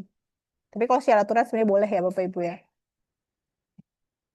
Nah, ini yang untuk ketiga, pengantar kerja memiliki penilaian kinerja dan keahlian yang luar biasa dalam menjalankan tugasnya, dapat diberikan penghargaan berupa kenaikan pangkat istimewa. Ya ini mah standar ya. Jadi kalau Bapak Ibu dapat penghargaan, tetapi ini juga yang sifatnya secara nasional dan sudah di diberikan pertek ya dari BKN gitu kan, baru Bapak Ibu bisa mengklaim penghargaan untuk kenaikan pangkat yang istimewa. Kalau hanya mengaku-ngaku saja gitu kan bahwa saya sudah melakukan banyak kontribusi ini nggak bisa ya Bapak Ibu untuk diklaim bahwa Bapak Ibu meminta untuk kenaikan pangkat istimewa. Nah, di Permen-Pan 21 2025 ini kalau tata kelola instansi pembinaan maksudnya di sini adalah kalau di Permen-Pan ini kan kita juga memiliki 19 tugas dari instansi pembina gitu kan. Tugas dari instansi pembina ini kita sarikan lagi gitu kan dalam hal dan instansi pembina ini juga harus dimaknai seperti ini ya kan. Kementerian Ketenagakerjaan itu sebenarnya instansi pembina dalam hal perpanjangan tangannya gitu kan. Untuk pembinaan pengantar kerja bisa dilakukan oleh Direktur Bina Pengantar Kerja. Nah, tetapi Direktur Bina Pengantar Kerja juga khususnya gitu kan kalau dalam hal peningkatan kompetensi dia juga harus bekerja sama dengan PPSDM karena kan PPSDM adalah unit yang lebih memahami bagaimana penyelenggaraan untuk peningkatan kompetensi lah ya seperti itu. Jadi kalau memahami untuk tata kelola ya kita sebenarnya bilang ini Kemenaker kan. Kemenaker secara umum tetapi untuk tugas dan tanggung jawabnya memang menjadi tanggung jawab dari Bina Pengantar Kerja gitu dan instansi yang terkait dalam hal untuk eh, pekerjaan bagaimana untuk memenuhi 19 dari tugas instansi pembina tersebut. Nah, dari mulai standarisasi untuk menyusun pedoman. Nah, pedoman yang disusun oleh instansi pembina Bapak Ibu sifatnya hanya yang terkait dengan regulasi, pedoman, ketentuan gitu, peraturan yang terkait dengan peningkatan karir gitu kan terkait dengan kompetensi tadi kalau untuk yang teknis-teknis yang terkait layanan penempatan perluasan PTA itu dibalikan lagi pedoman yang menyusun adalah masing-masing unit teknis bukan bina pengantar kerja. Lalu kita juga melakukan sertifikasi untuk penyelenggaraan uji kompetensi gitu kan. Dan untuk kalau akreditasi pelatihan untuk saat ini ya sertifikasinya kan sebenarnya menjadi kewenangan dari PPSDM ya untuk mensertifikasi lembaga-lembaga atau misalnya ada unit kerja gitu yang mau melakukan sertifikat apa pelatihan gitu terhadap pengantar kerja eh, itu akan disertifikasi seharusnya disertifikasi tapi untuk saat ini proses sertifikasi terhadap lembaga pelatihan yang melatih pengantar kerja belum dilakukan karena belum ada aturan yang mengatur terkait hal tersebut. Lalu di instansi pembina juga kita memiliki tanggung jawab untuk mengembangkan sistem informasi jabatan fungsional ya. Nah, ini sistem informasi jabatan fungsional untuk jabatan pengantar kerja sendiri mungkin saya harap ya Bapak Ibu jangan sampai masih ada yang belum tahu bahwa kita sudah punya aplikasi pengantar kerja .kemenaker.go.id ya Bapak Ibu ya. Kayaknya sih kalau Bapak Ibu sudah ikut pelatihan PES ini minimal sudah pernah mengakses lah ya aplikasi pengantar kerja tersebut ya. Nah, di dalamnya memang sudah ada beberapa layanan gitu kan, terutama untuk pelatihan gitu ya, dan juga untuk Bapak Ibu di sini bisa menggunakan juga untuk untuk konversi angka kredit Bapak Ibu. Mungkin kemarin 1 tahun yang lalu lah ya, memang aplikasinya sempat bermasalah gitu. Tapi untuk saat ini aplikasinya sudah dapat digunakan kembali untuk dapat mengkonversi predikat kinerja menjadi angka kredit Bapak Ibu. Untuk uji kom juga sebenarnya sudah ada fiturnya, tetapi karena masih ada beberapa hal yang masih kurang, makanya kami masih belum menggunakan ini untuk pelaksanaan uji kom di tahun 2026 ya. Tapi sebenarnya untuk fiturnya sudah ada. Dan kemudian kami dari Bina Pengantar Kerja juga harus melakukan evaluasi gitu terkait dengan penerapan pelayanan antar kerja yang Bapak Ibu sampaikan. Makanya jangan bosan dan mohon dibantu ketika kami dari Bina Pengantar Kerja menyebarkan form gitu kan terkait dengan evaluasi kinerja Bapak Ibu. Karena ini kami berusaha untuk bisa melihat apa sih yang Bapak Ibu lakukan gitu kan selama ini di unit kerjanya dan mungkin ada hal-hal yang perlu Bina Pengantar Kerja tingkatkan khususnya ketika mengetahui Bapak Ibu memiliki gap kompetensi seperti itu bahwa oh misalnya ternyata pengantar kerja ini banyak yang masih belum memahami terkait penyuluhan jabatan gitu kan dari situ harusnya itu menjadi masukan kepada kami dan kami bisa untuk memfasilitasi untuk menyelenggarakan program pelatihan gitu kan untuk peningkatan kapasitas Bapak Ibu. Nah, salah satu tugas penting lainnya instansi pembina juga memfasilitasi terkait dengan pembentukan organisasi profesi dan juga kode etik. Bapak Ibu, udah tahu belum kalau kita punya kode etik? Kita sudah punya kode etik loh terkait dengan jabatan fungsional pengantar kerja ya. Ini memang kode etik ini kan nggak dibuat oleh menteri gitu kan, oleh Menteri Ketenagakerjaan, tapi oleh instansi, oleh organisasi profesinya pengantar kerja yaitu Ika Perjasi seperti itu. Nanti bisa dicek. Itu juga sudah ada di sistem informasi kita di pengantar kerja. Nanti Bapak Ibu bisa lihat regulasi-regulasi apa yang sudah ada terkait dengan pembinaan jabatan fungsional pengantar kerja ya. Dan untuk Ika Perjasi juga sudah ada kepengurusannya. Kita harap juga Bapak Ibu yang ada di balai gitu kan yang sesuai dengan wilayahnya gitu dapat berperan serta aktif untuk menjadi kepengurusan di IKA Perjasi di masing-masing wilayah ya. Ini biasanya pendekatannya pendekatan provinsi ya. Dewan pengurus daerahnya biasanya di level provinsi. Nanti Bapak Ibu bisa jangan coba jadi anggota gitu. Silahkan kalau memang mau ikut di kepengurusan di DPD-nya seperti itu.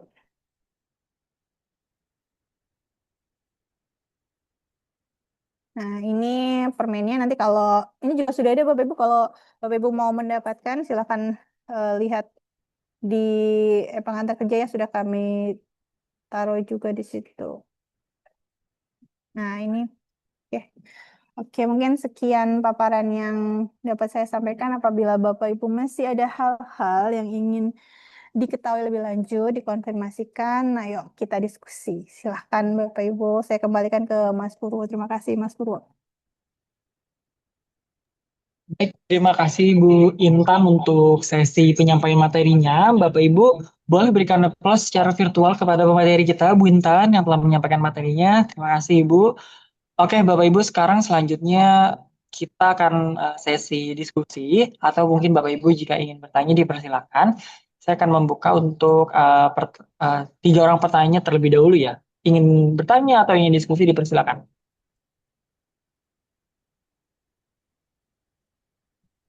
Oke, ada yang ingin bertanya Bapak Ibu? Ah, ini banyak yang menghilang dari depan layar sepertinya. Mungkin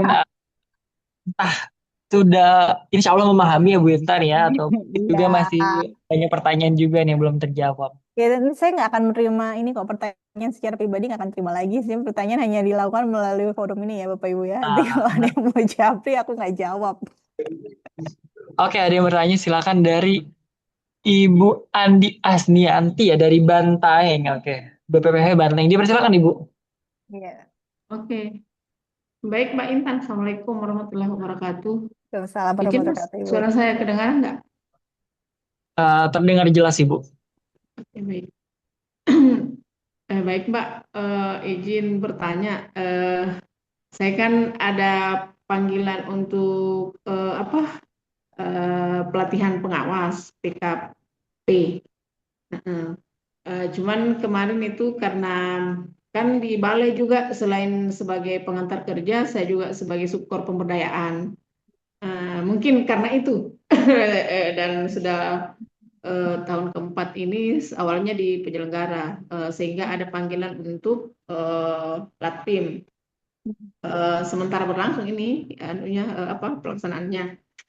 Tetap saya ikuti karena saya pikir sebenarnya sih bukan bukan untuk bercita-cita menjadi kepala,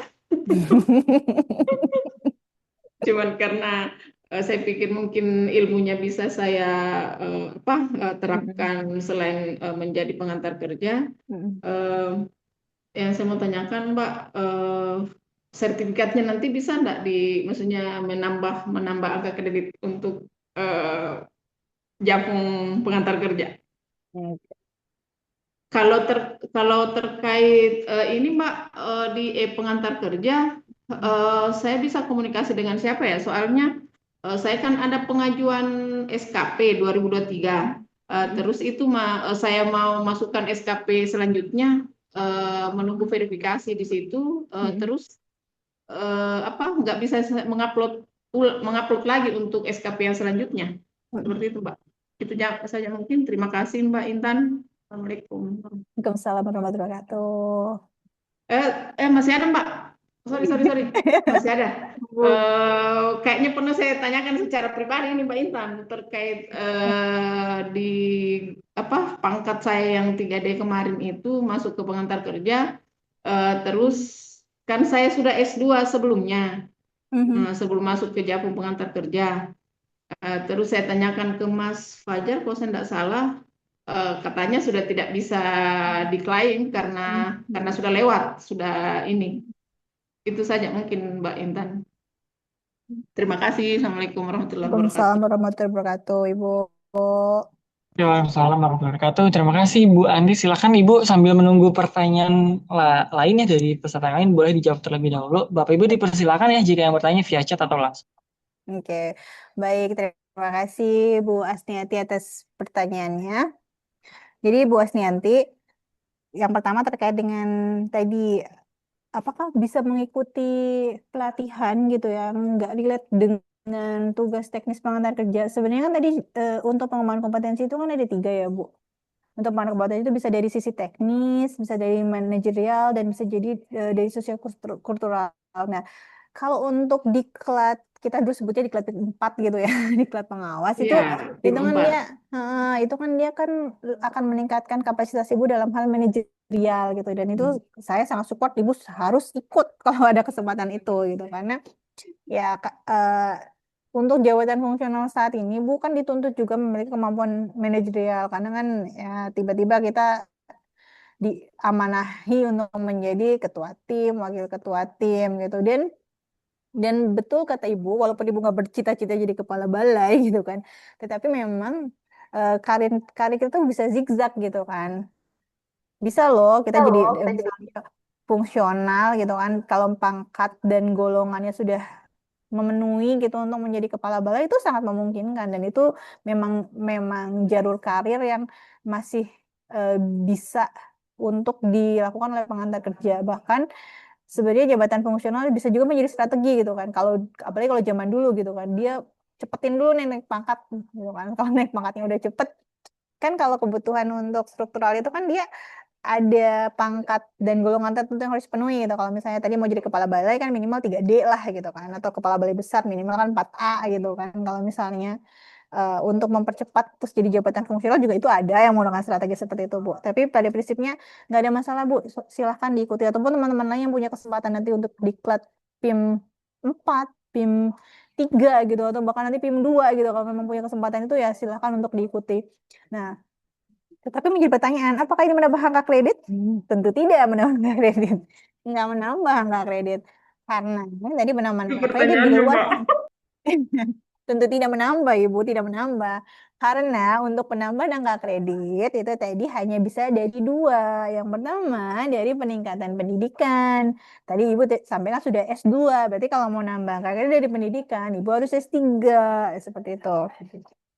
Atau ditempatkan di tempat yang terpencil, terluar, rawan konflik, itu masih mendapatkan eh, penambahan angka kredit 25% dari kebutuhan kenaikan pangkat. Ya, terjawab ya Bu ya. Kenaikan sekarang untuk angka kredit sangat-sangat gampang, Bu. Itu sangat gampang, hanya dari konversi predikat kinerja. Jadi kerja yang baik-baik, baik-baikin pimpinannya, siapa tahu bisa dapat sangat baik terus. Gitu. Jadi 150%, karena dari yang lain udah nggak bisa. Dari yang lain hanya bisa dari pendidikan dan penempatan kita, seperti itu. Tapi kan amit-amit ya Bu, kalau ditempatkan di tempat yang dapat 25% gitu, tapi tempat ke tempat yang memang berbahaya gitu kan, ya jangan sampai lah. Nah, atau Ibu mau jadi dokter nih, ini bisa nih, silahkan.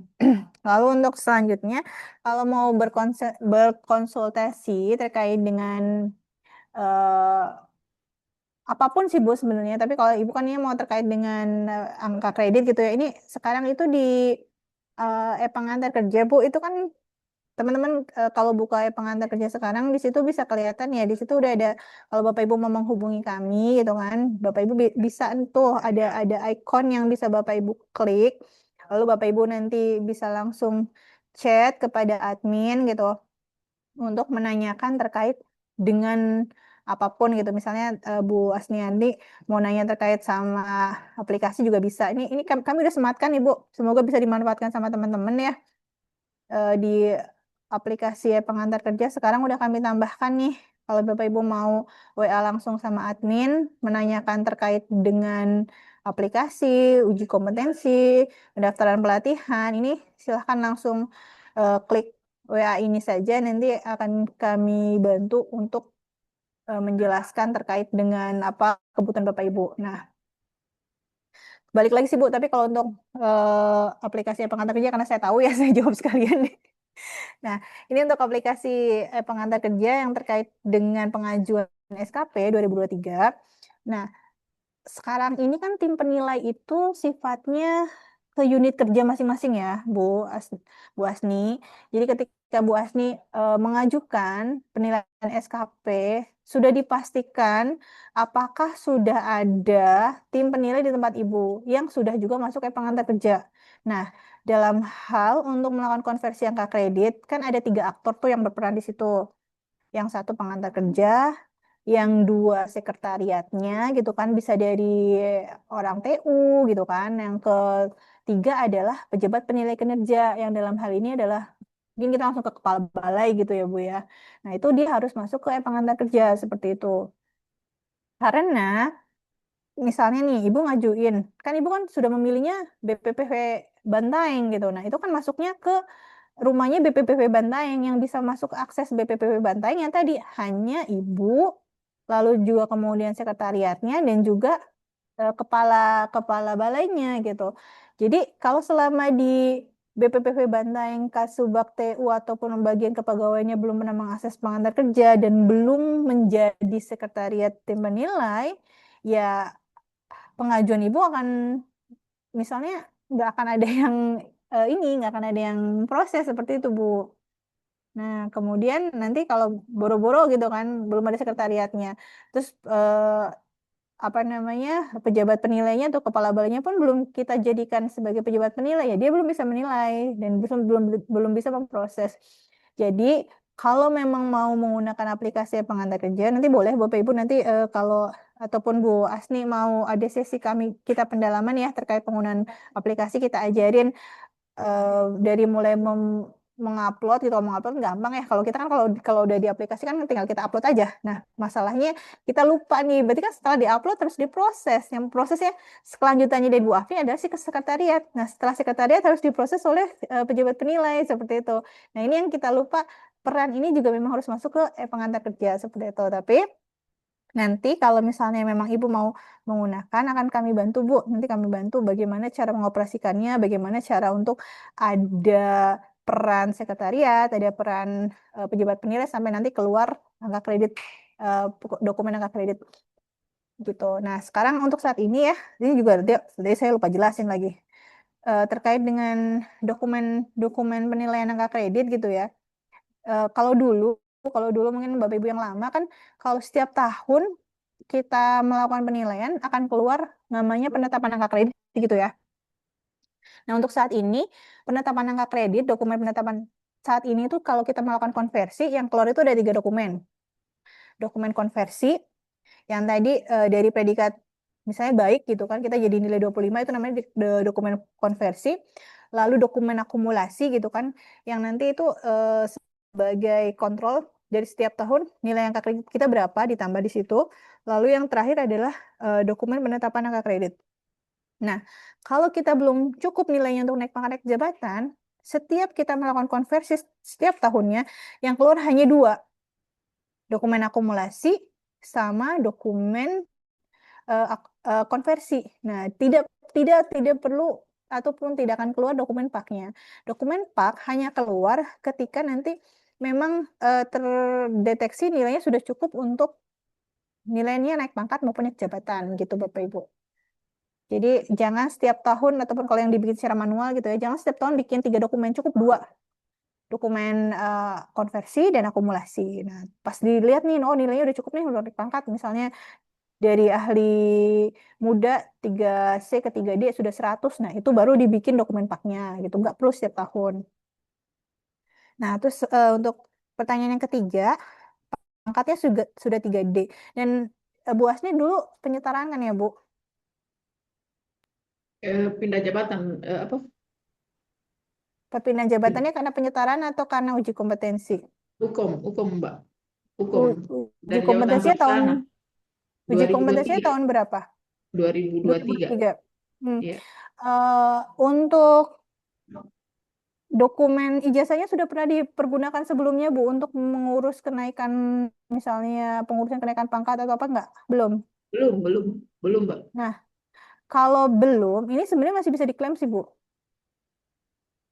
Kemarin Ibu kan sih Hah? sempat tanya ke Biro USDMA, cuman katanya sudah expired. Maksudnya saya S2-nya kan Karena 2018.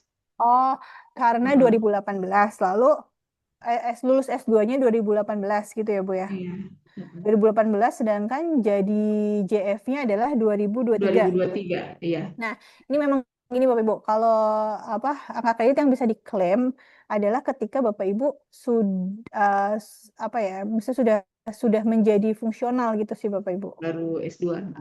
Ya, baru S2 nanti untuk Diklaim. di seperti itu. Ibu kemarin angka kreditnya berapa Ibu ketika dikasih Uji kom. Setelah uji kom pertama itu dapat 100. 100. Terus sekarang sudah muda Mbak, sudah ikut UKOM muda Sekarang lagi. sudah lulus juga kan? Sudah. Angka kreditnya belum? Angka kreditnya Ini 111 kemarin baru ikut untuk UKOM itu Nah, 100 berapa ini ya? ini sebenarnya isu kita lagi nih, Bu. Nanti kita Mm-mm. kumpulin ke teman-teman yang angka kreditnya, karena kan Ibu kan 3D, Ibu 3D, terus angka kreditnya itu eh, penghitungannya agak unik, Bu. Agak unik karena nanti Ibu tuh akan dihitung angka kreditnya dari pangkat 3D Ibu tuh udah berapa tahun. Kayak gitu. Itu nanti akan mendapatkan hitungan tersendiri. Jadi Ibu nanti dapat 100 ya, 100 di jabatan muda, 100 plus plus Ibu udah berapa lama di 3D sebelum Ibu naik ke ahli pertama. Nah, itu hitung-hitungannya nanti memang kita butuh waktu khusus ya. Nanti kalau kita perlukan kita butuh waktu karena ngitung beneran ngitung dari Bu butuh ada SK, SK jabatan di 3D, terus nanti SK jabatan ahli SK pengangkatan 3D-nya, terus SK diangkat di ahli pertamanya, itu nanti jadiin cut off itu nanti menambah 100 dari nilai dasar ditambah masa Ibu jadi 3D sebelum diangkat menjadi ahli pertama.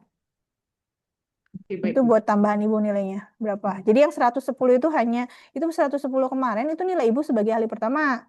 Hmm. Nah, nilai Ibu sebagai ahli muda itu nanti beda lagi cara ngitungnya. Jadi agak pusing saya juga soalnya ngejelasin ke teman-teman karena kan case-nya beda-beda.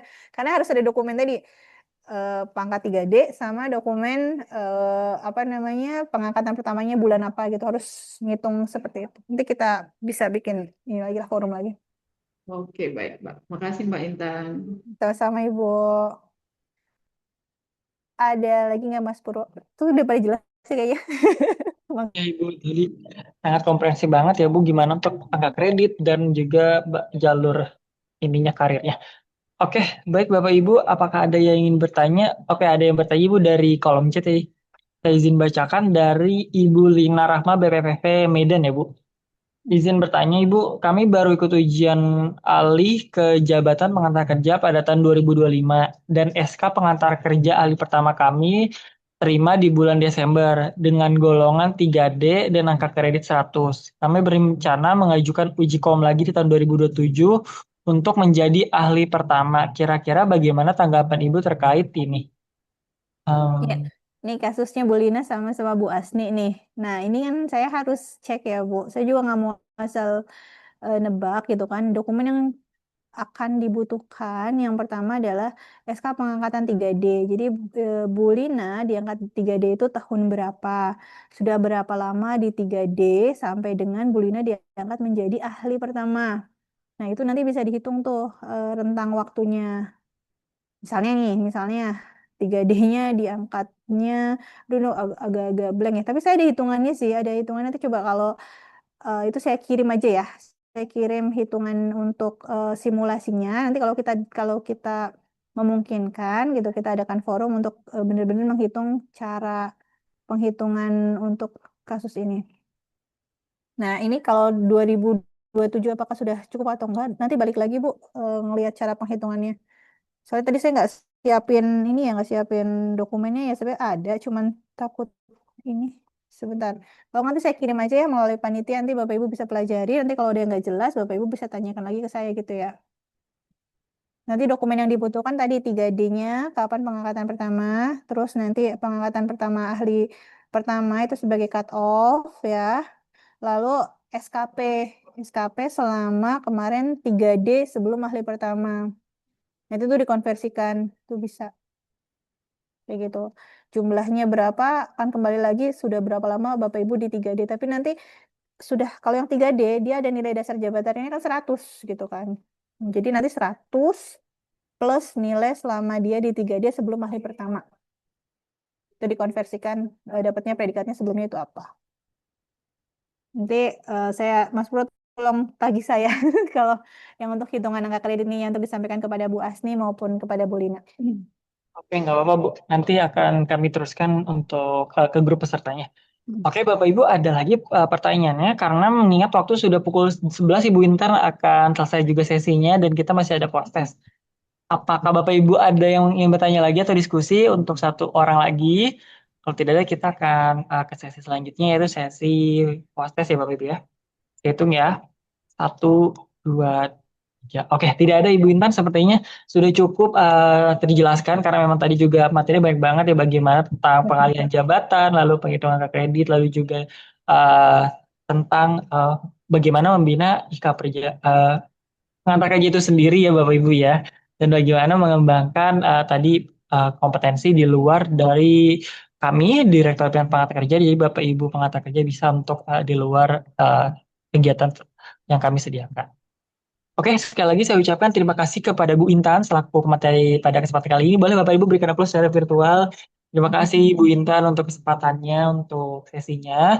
Dan Bapak Ibu, seperti yang sebelum-sebelumnya, kita akan ada ke sesi post-test ya Bapak Ibu ya. Terima kasih. Oke, terima kasih Ibu Intan ya untuk waktunya. Ibu dipersilakan jika ada kesibukan lain untuk meninggalkan Zoom meeting ini. Oke Ya, Bapak Ibu. baik. Aku mau ngucapin terima kasih dulu sebelumnya ya buat Bapak Ibu yang sudah berkenan untuk mendengarkan pemaparan. Dan juga saya memohon maaf apabila dalam tadi menyampaikan paparan ada hal-hal yang menyinggung perasaan atau Bapak Ibu menjadi tidak nyaman gitu kan. Tapi kembali lagi kita hanya manusia biasa ya Bapak Ibu, mohon maaf sebelumnya. Dan juga untuk Bapak Ibu yang masih banyak ingin ditanyakan terkait dengan pemilihan jabatan fungsional, sekarang kita sudah memudahkan ya dengan ada pusat bantuan gitu ya. Silahkan itu dimanfaatkan. Nanti akan kami coba untuk menyelesaikan permasalahan yang Bapak Ibu hadapi. Dan juga kepada Mas Purwo, terima kasih atas fasilitasinya sehingga kita bisa menyampaikan terkait tadi pemilihan SDM kepada teman-teman yang ada di balai. Sekali lagi terima kasih Bapak Ibu, mohon maaf sebelumnya. Assalamualaikum warahmatullahi wabarakatuh. Sampai ketemu lagi ya Bapak Ibu.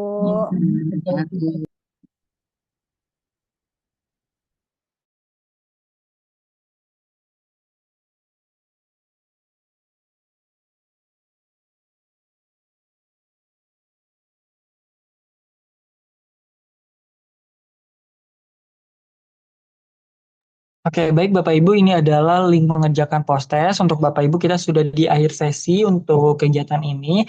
Untuk info selanjutnya akan kami koordinasikan dan juga informasikan update-nya di grup peserta. Jadi mohon untuk ada di sana ya Bapak Ibu ya, jangan live dulu dari WA grupnya. Dan bagi Bapak Ibu yang sudah mengerjakan khususnya post-test, dipersilahkan untuk meninggalkan Zoom meeting ya, jika mungkin Bapak Ibu ada kesibukan lain atau pekerjaan lain yang akan segera dikerjakan. Saya Purwo, selaku host pada kesempatan kali ini mengucapkan terima kasih atas antusiasmenya dan juga atas partisipasinya hingga di akhir sesi, khususnya hingga topik ke-12 ini, yang mana kita sudah sangat panjang ya rangkaian dari topik 1 hingga akhir ini. Saya mengucapkan terima kasih sekali lagi dan juga partisipasinya, semangat untuk kita semua, dan juga mohon maaf apabila ada kekurangan selama penyelenggaraan kegiatan, khususnya saya pribadi sebagai host di kesempatan kali ini. Saya mengucapkan akhir kata, wassalamualaikum warahmatullahi wabarakatuh.